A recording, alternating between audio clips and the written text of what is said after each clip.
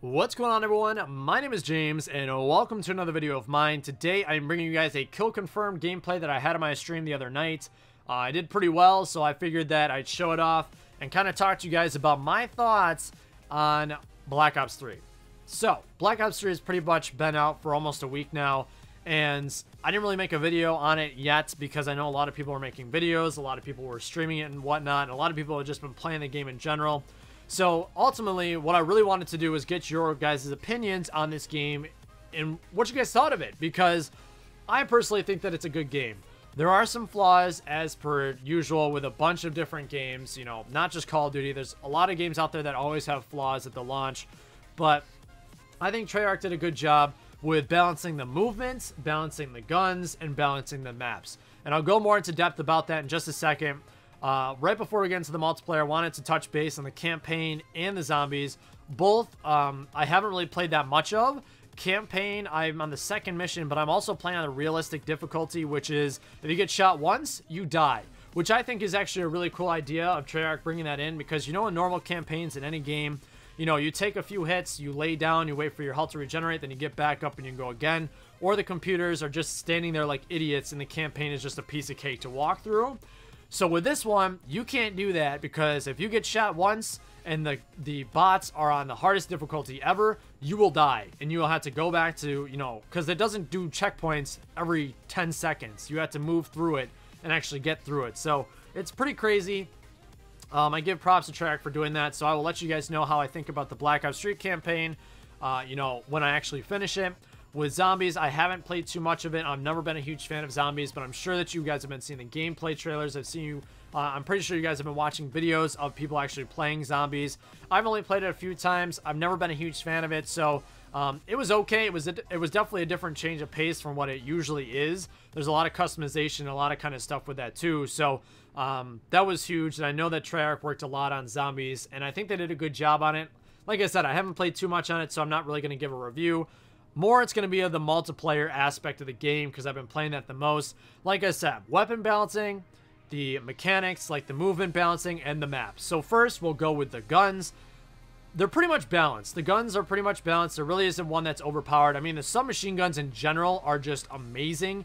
The one that I'm using now is the Pharaoh, which is a 3-burst submachine gun.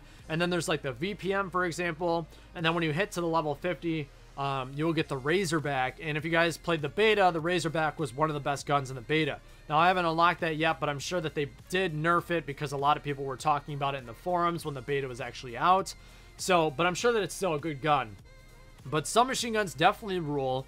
Assault rifles are still pretty solid. They got a 3-burst gun in there. They got a gun that's like an ACR that doesn't have a lot of damage.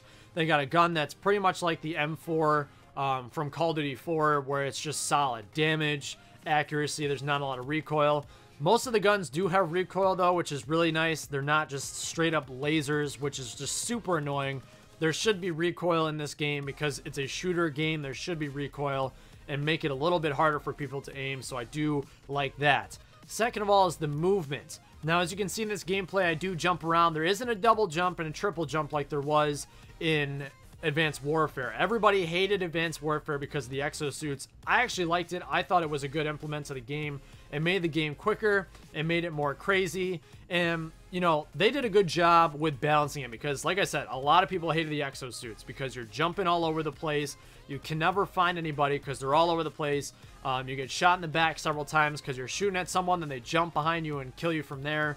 So I think TreyArch did a really good job with you know, kind of the jetpack that you have, and then you can also wall run, and you can climb up walls and everything. So the mobility in the game is a fast-paced game. We're never going to get an older style Call of Duty again, I think, because of, you know, Advanced Warfare, and then this game now. It's just, the game is more fast-paced. Everybody likes having a fast-paced game, so that's the way that Call of Duty is going to go. And I think that TreyArch did a good job in balancing, so it's not as crazy as the exosuits, even though I liked them. And it's not as slow as regular Call of Duty, you know, Modern Warfare 2, Modern Warfare 3, or any of the Black Ops games before. Map-wise, pretty good. There's a few maps that I don't really like. This is actually one of the maps that I don't really like too much, especially in Domination.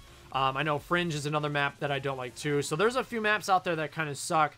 But all in all, they did a really good job with the maps. You know, the spawn traps are still there, so if you're ever in domination or kill confirmed, you will get the spawn traps for sure.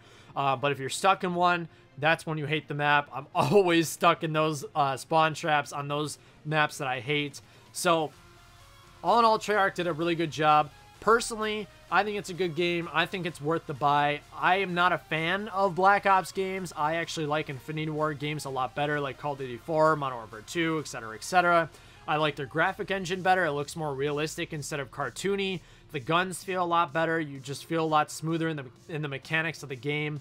But TreyArch did a good job on this game. I think they did well, and I honestly think that they saved the Call of Duty community, because I know that it was slowly but surely dropping.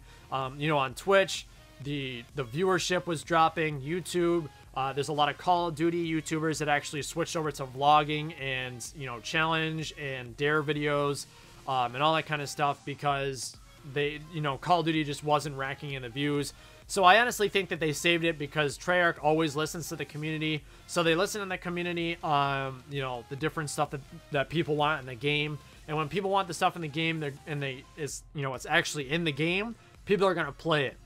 And I know since Black Ops 3 has been out, the Twitch directory, Call of Duty Black Ops 3 has been in the top 5 at least the whole week so far, ranking with, you know, CSGO and League of Legends and all those kind of games too. So, and Dota, by the way. Sorry, I know the top 5, not really, but I'm just throwing games out there that have a huge viewership. So, all in all, I think it was a good game to buy. I would recommend it to you guys as well, just to chill, relax, have a good time with your buddies. Let me know in the comment section below what you guys think of it. And until next time, guys, I will see you later.